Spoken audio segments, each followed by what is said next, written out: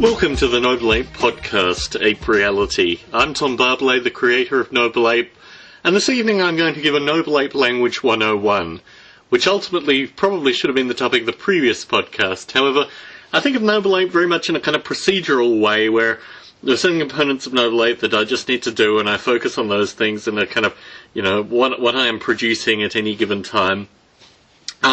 And it's quite difficult for me to have a kind of step-back reflective user perspective of what the simulation has to offer. But in reflection, I thought I should talk a bit more about how the Noble Apes could communicate using the Speak-Listen protocol, which is currently implemented in ApeScript. When I came to creating a communication mechanism for the Noble Apes, there were a number of possible options open to me, and my sense was that the easiest possible option was just to give simple byte, or in this case 2-byte communications per time cycle, and allow the author of ApeScript, or the author of the particular ApeScript, to define firstly how this communication took shape, and secondly how the communication would be actively used by the Noble Apes.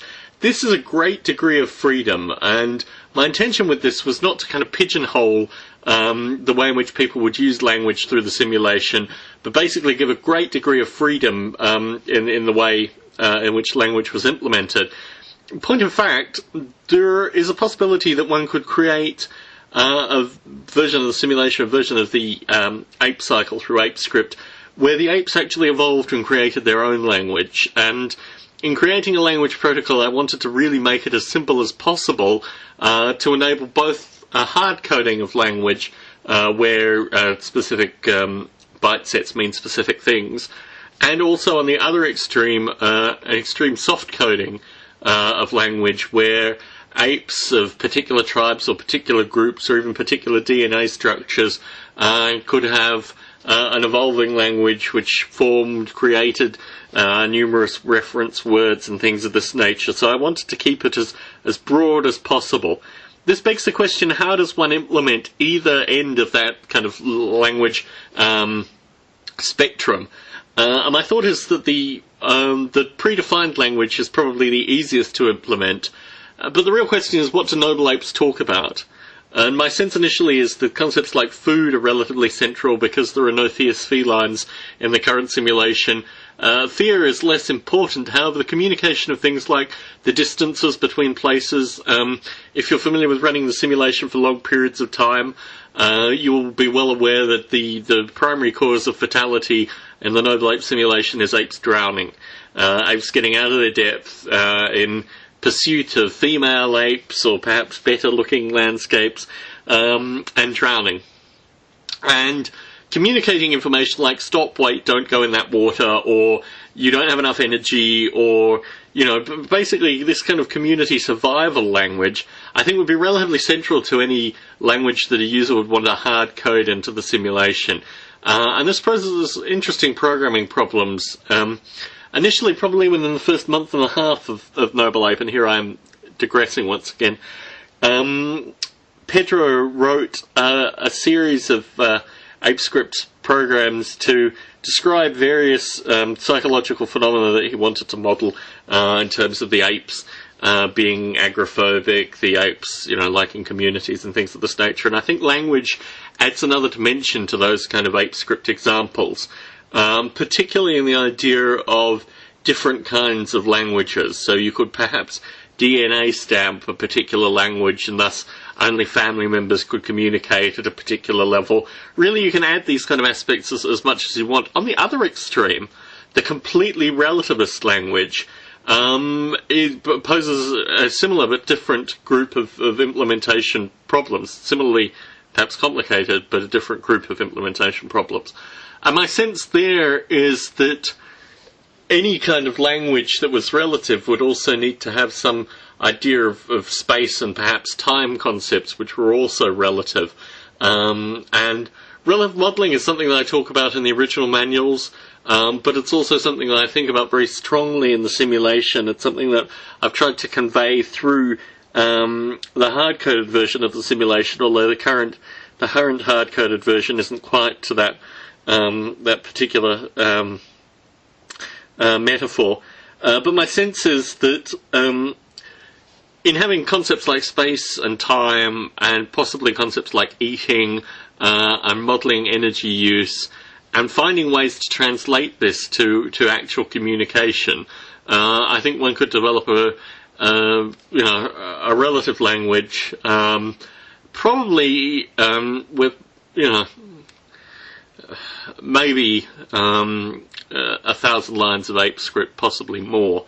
My sense is that the relative language is something which is, if the non-relative language, if the hard-coded language is an undergraduate project, so to speak, or a general obsessive user project, to put it into more Noble Ape specific terms, I think the relative language is a more complicated problem that probably wouldn't require more code, but would certainly require more thinking about how one would actually phrase it. My dream is to get to a state where the Noble Ape simulation is sufficiently established that I can actually put my own time into that. It's very much a kind of operating system application program metaphor with regards to Noble Ape as it kind of continues. Noble Ape really becomes the operating system, and the users become the programs, or they write their own programs for the simulation. This is something I feel very comfortable with in some regard. However, it requires an active and motivated group of users that are using ApeScript, and I think, I don't know, probably a subset of this podcast. It's now, having said that they were in the low teens, there have been more subscriptions recently to the podcast, so thank you very much for tuning in regularly. My sense is that a small group of the podcast listeners may also program in ApeScript, and if you have hesitated to get in contact with me, please get in contact with me if you're using ApeScript. Tom@nobleape.com. I've talked in these podcasts about the ApeScript competition. My sense is that is something that will be happening in the near future. Various kind of legal, financial things need to be sorted out, basically, about how the prize money is allocated and how tax is handled and things of this nature. But the ApeScript competition is something that is coming up soon-ish. But I'm interested in just communicating with people that are using ApeScript just to get a sense of what they're using it for. The debug version of the simulation, I should put, the debug ApeScript version of the simulation rather, I should put a new version online for both Mac and PC, because it is actually being downloaded quite frequently with the simulation downloads. A surprising number. The last simulation, 681, there have been about 40 downloads evenly spread between Mac and Windows, which is interesting, 40 downloads at a piece, roughly, of the ApeScript debug, which is not something I would have expected. When I first started releasing ApeScript debug, there were a dozen people that were downloading it per simulation cycle, and to get up to a number like 40 makes me think maybe there is a subset group that are actually tinkering with ApeScript. It's the nature of developing the Noble Ape simulation that you really don't get a sense of the user base unless people actively get in contact. And it's something that I find particularly interesting, kind of developing in isolation, that you have a particular hypothesis about how a particular release will affect the user base, and then you make the release, and then you change the hypothesis, and there's a constant iterative cycle, almost the meta-programming of the simulation, which I like and keeps me amused almost as much as the programming of the simulation. So, language, writing language, visualizing language. What interests me in particular with ApeScript is the ability to have additional functionality added to ApeScript. I've described in previous podcasts this idea of ApeScript as something that is standalone, perhaps a module, which can then be combined with graphical components or other things in order to create, new uses of ApeScript. My sense is that one could write relatively easily a cognitive model that included ApeScript that was quite abstract from the Noble Ape simulation, and I think this is something that could easily be a sideline project. I was thinking, with regards to the ApeScript contest, that there could be an additional component that related to actual uses of ApeScript. And my sense is, particularly with the abstract language, that modelling views of space and time and food that they liked and energy usage and these kind of things in abstract graphical ways, other than the current three-dimensional brain state, would be a really worthwhile project. And I think about ApeScript as really being an interface which has on one side the simulation, has on the other side a whole possibility of other things that interface with ApeScript as well.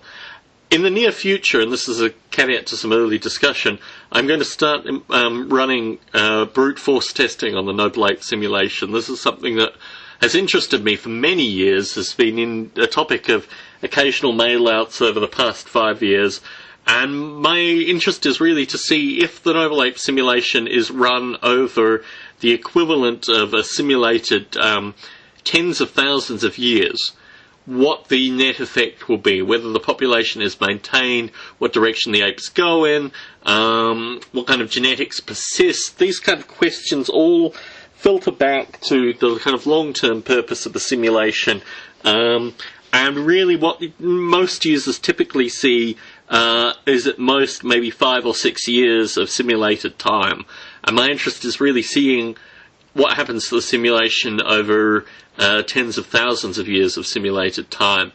My plan with this is to I have a couple of servers and a couple of laptops, and just basically run them relatively indefinitely with screens off and just in kind of pure processing state. I've attempted this in the past. I think the longest I've ever run the simulation for in simulation time would be a couple of hundred simulated years.